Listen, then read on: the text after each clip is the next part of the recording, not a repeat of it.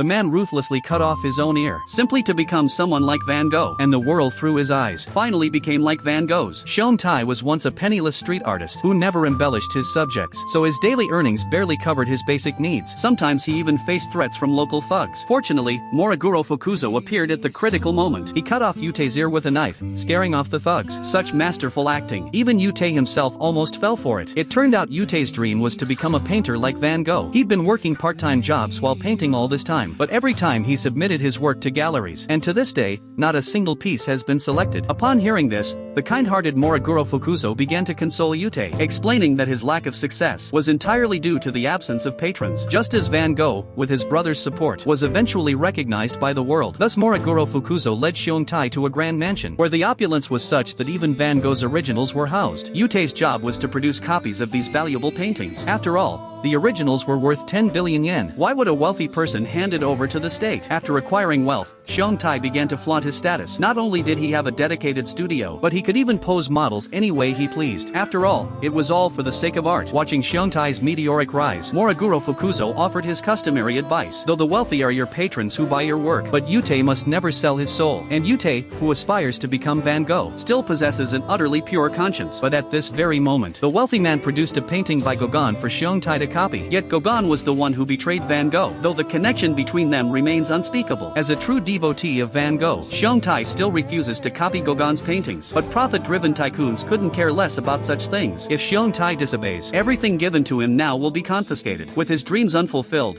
Xiong Tai was crushed by reality. He could only paint works he disliked in agony. But then Moguro Fukuzo appeared and asked Xiong Tai, after betraying his own soul, "Can you still create your own work?" Watching Yute weeping bitterly, the benevolent Moguro Fukuzo offered no second chance. His punishment was imminent.